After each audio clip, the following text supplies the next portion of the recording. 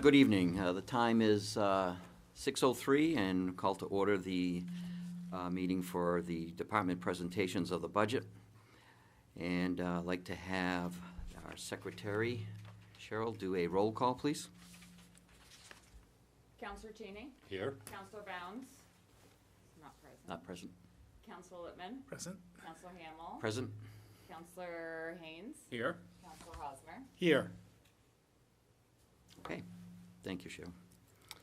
Okay, so tonight we have department presentations of the Planning Code, Conservation Commission, and we'll have Dean, the Director of Planning and Community Development, give us his presentation, please.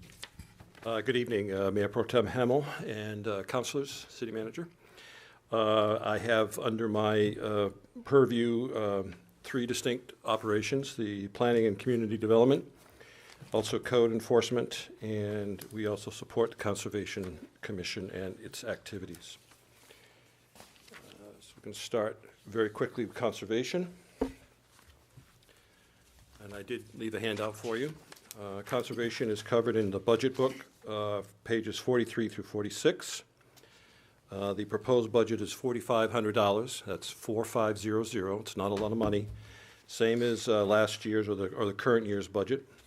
It's primarily to support the Conservation Commission activities. The Conservation Commission advises Planning Department, Planning Board, and other city departments, primarily DPW.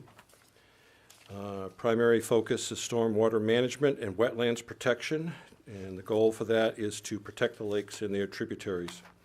One of the things the Conservation Commission would like to do this summer is to have monitors, i.e. people, at a couple of the boat ramps to inspect boats before they get launched to make sure they don't have any invasive species on them of some kind, whether it be milfoil or zebra clams or whatever it may be, depending upon where the boat has been last. It could be any number of things. They obviously won't be there all the time, but they'll try to cover the busy times to try to get as many inspections as they can.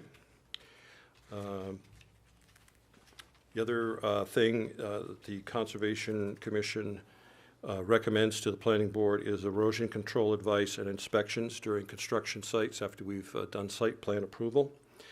And the conservation technician salary is in the planning department, so that's why the actual budget for conservation is so low. It's really just supporting a few core activities of the Conservation Commission as opposed to covering salaries. One of the principal ways that we spend money from the city is on milfoil control. The city in the budget has money that's appropriated every year. We also get some grants from the New Hampshire DES, and there's also some fundraising going on. Fundraising has been kind of a renewed effort this past year.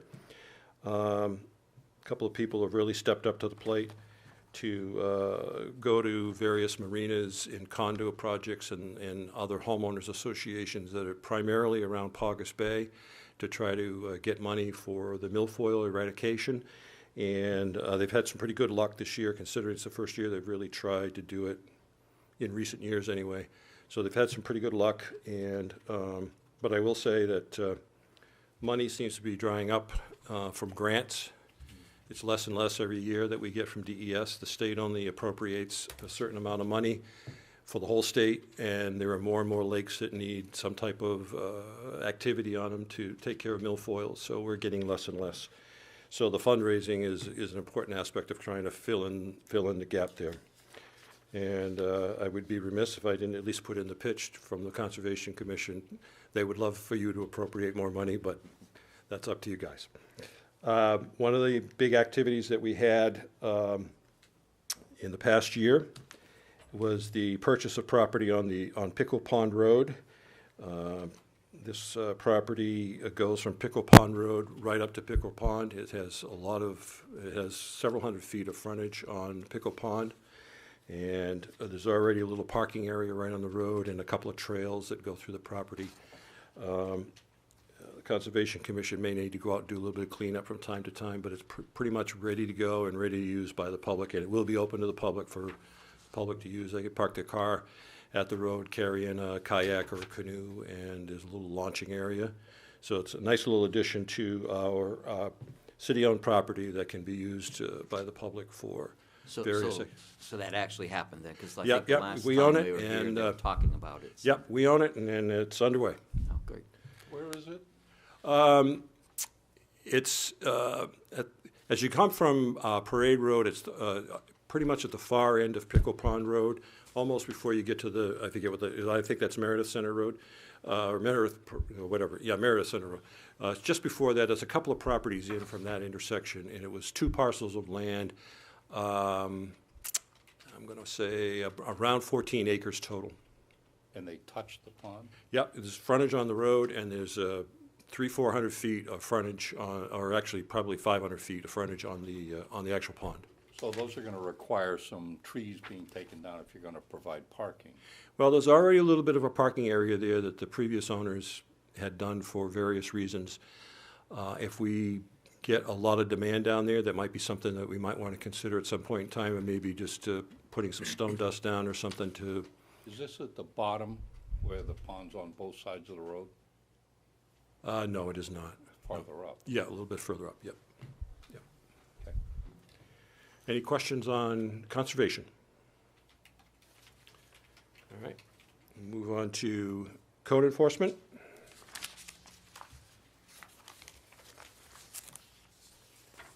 Total budget for code enforcement is $148,777, approximately $80,000 a year in revenue we get from building permits, electrical permits, that kind of activity. We have 2 full-time employees and 1 part-time employee. And we've had a building inspector, full-time employee, city employee for just about a year now. And that's been working out very, very well. We're very happy with the addition of Mr. Gray. Department activities and code include, as I mentioned, permits, the building, electrical, demolition, and occupancy permits. Code department does about 1,000 inspections a year between all those things. Last year it was calendar year 2018, calendar year, was 935, something like that. So we're pretty well keeping that pace. We're on pace to be pretty much at the same level as for calendar year 2019. Code Department also supports the Heritage Commission and the Building Code Board of Adjustment. Property Maintenance Code Enforcement is handled by our part-time employee who does some customer service work in the office, but also goes out and inspects properties and handles some of the property maintenance complaints. As you know, we've had a little hiccup in the enforcement of the IPMC due to a little problem we had in adopting the ordinance several years ago, but you guys are in process of taking care of that, and you hopefully will finalize that later on tonight. That has not really slowed down our actions. We are still out inspecting. We are still sending letters to folks, letting them know that they have a problem with their property. We do inspections of properties by complaint or by drive-by, and once we see something that really needs to be addressed, we have basically 3 methods of enforcement. We send out letters. First letter out is usually just a notification or a warning. You're potentially in violation for X, Y, and Z, and we would greatly appreciate if you take care of the matter. We usually give people 30 days to do that. If it's somebody that we've been dealing with previously, maybe a couple of years ago or a year ago, they had an issue and they cleaned it up, and then now they've kind of relapsed, we usually do a shorter time period because they know the drill, so they know what they need to do. Next step would be an actual letter of violation, and if we don't get things resolved through that, then we would refer to our legal counsel, and they will take the matter to court. I think I told you this last year, but I'll repeat because I think it's worth repeating. The reaction to the letters and the various enforcement activities kind of fall into three different categories. About a third of the people are absolutely horrified that they're getting a letter from the city pointing out that there's something wrong with their property, and they take care of it immediately. Another third don't like the situation, but they don't have the means to do anything about it, particularly if it's issues with the actual maintenance of their property in terms of paint or broken windows or porches that are falling in or those kinds of things. They just don't have the means to take care of it. And then the other third are in the category of they basically ignore us. Those are the ones that we have to do the most enforcement on and are the most difficult to deal with. We currently have 2 cases in the court process right now. We have 2 more that are almost ready to go. And I would point out that in some of the violations that we see, some are the property maintenance code issues, i.e., peeling paint or grass that hasn't been mowed all summer long type thing, or porches that are falling in. And some are zoning, and those would include like junk cars, maybe people have got a stockpile of appliances or those kinds of things that they've been building up. And some are both.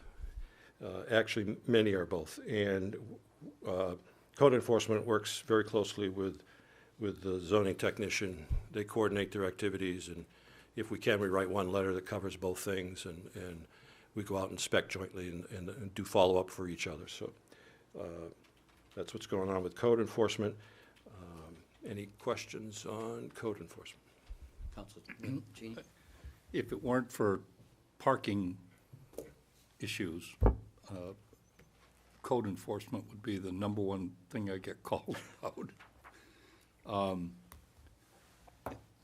There are at least 2, and I think 3 properties in Ward 1 that I get calls on almost on a weekly basis. One on the corner of Roller Coaster, one on the corner of Pickerel Pond, and I'm trying to remember where the other one was.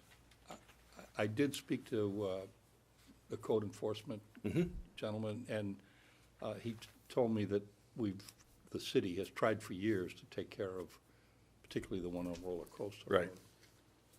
Are we making any progress? That is actually one of the cases that we are in the court process with right now. We're having an issue serving the gentleman. He's not there very often. But the Sheriff's Department is making every effort to do that. And once we get him officially served, we will be going actually into court with him. So we are on the process of that one. The Parade Road one, we have issued some violation notices. He has made some progress, and then he kind of relapses a little bit, so it's a work in progress. I have seen him attempt to Right. make some cleanup, but I still get calls probably on an average once a week, somebody. Yeah, it's a visible property, and there's a lot of people drive by there, and I certainly understand that. Our philosophy is if we can work with the property owner and we're making progress, then we're not gonna go to court on them. But like I say, sometimes it's progress made, and then there's a little backsliding, and we got to get on them again. But if we get to the point where we're either not seeing progress or nothing's happening, then we will go to the next step. But if we see progress, we're going to try to keep working with them. Fair enough, thank you. Anyone else? All right, we'll move on to planning.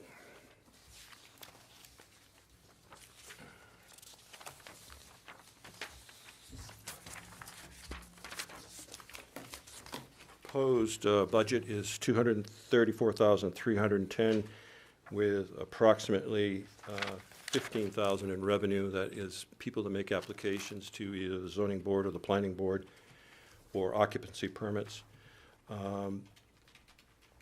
That amount has been going down over the past couple of years as the number of applications that we've been getting have been downtrending a little bit, and that kind of reflects in the number that you see every year with the new construction value. That's been going down a little bit as well every year. So the two kind of go hand in hand.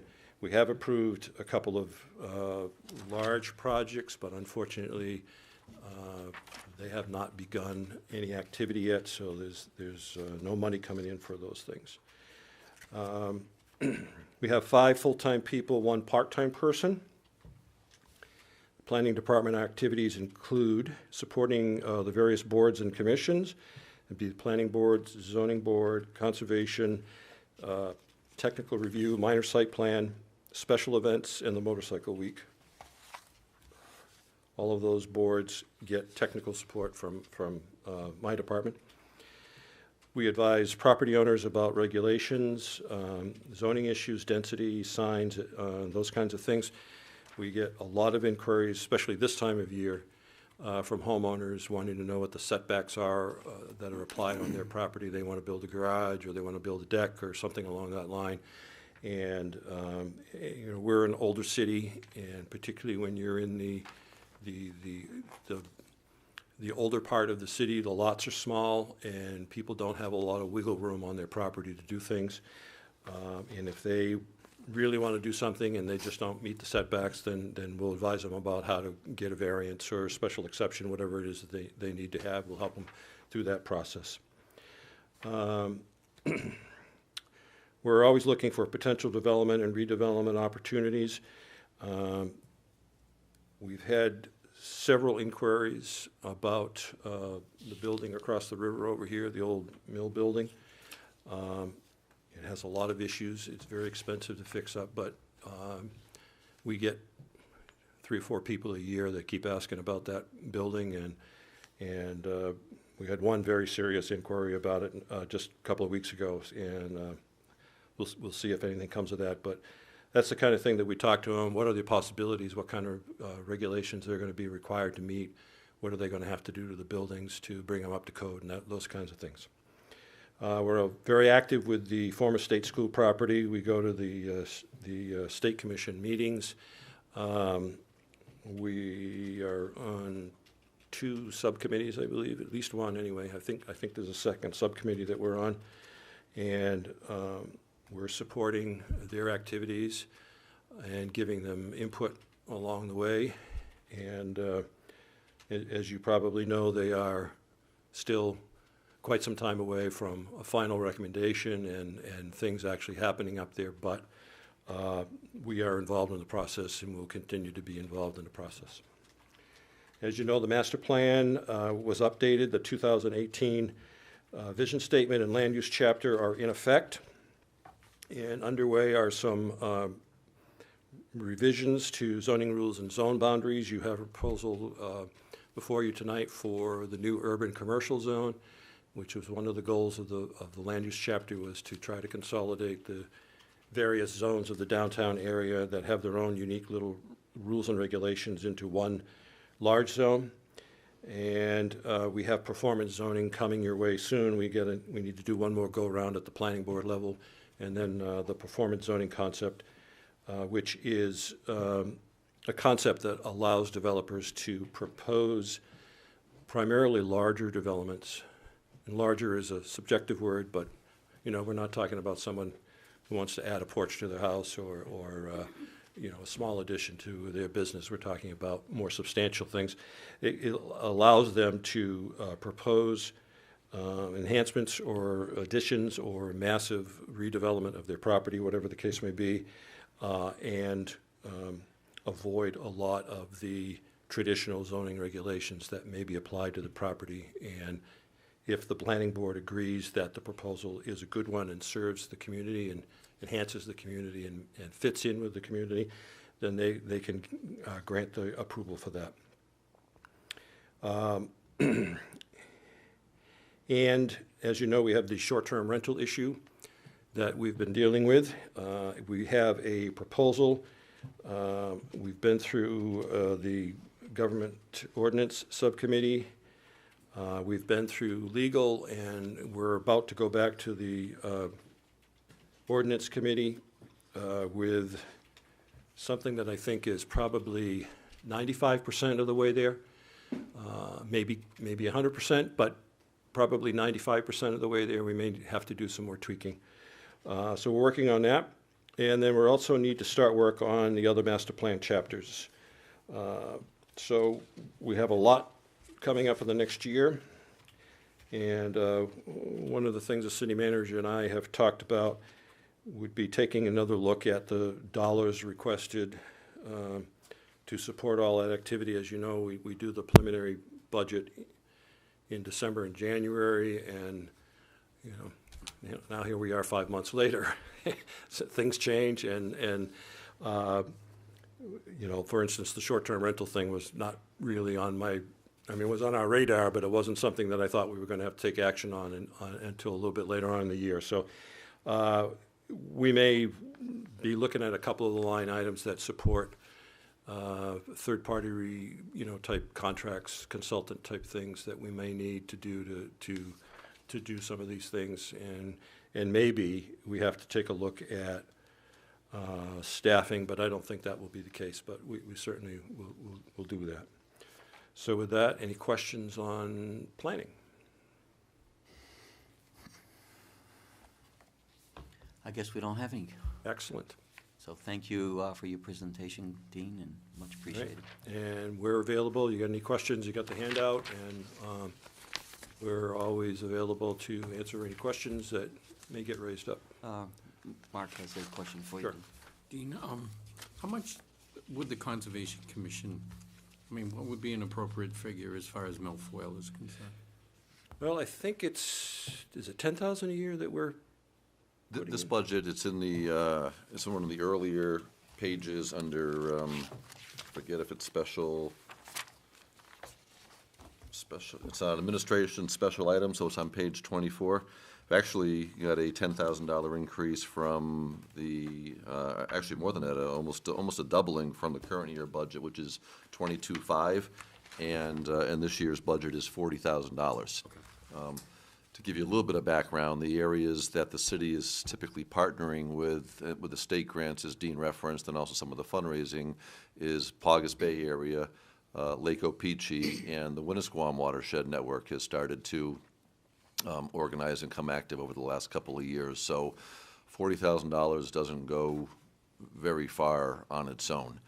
I think when I started here, maybe back in 2011 or maybe 2012 in milfoil, the average grant we received from the state may be covered in the area of 30 to 35% of a given milfoil project for us, whether it was being treated with chemicals or whether it was diver harvesting or diver-assisted suction harvesting.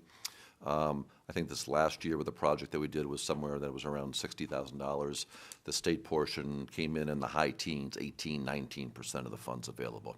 So there is a very active group in the Lake Opeechee neighborhoods who do contribute on a regular basis to the projects that go on there. This year in Winnisquam, I forget the exact number of acres that we did. Not a lot of it was right off of Laconia Shores, but a good portion of it was further north up in the Meredith stretch above Ahern. And that's important because the current runs from north down through Mosquito Bridge and on. So if milfoil is breaking off or coming loose, it's going with a current down to Laconia. So even though we're treating the body of water, but Belmont, Meredith, Samberton, and Laconia this year contributed for the first time in Winnisquam, along with some DES dollars and stuff. So I'm encouraged that we've proposed almost double the budget to $40,000. That's still really a drop in the bucket. And just one other, what I think is an interesting fact on milfoil is through Lake Winnipesaukee, there is only one outlet for the entire lake, and it comes in through the Weirs Channel. So there's not an outlet to the lake that goes somewhere out of Alton or another area over Center Harbor. Everything that maybe is coming loose in Lake Winnipesaukee would potentially be flowing through the channel and coming down to Paugus Bay and Opeechee and the river and into Winnisquam. So it is a regional effort.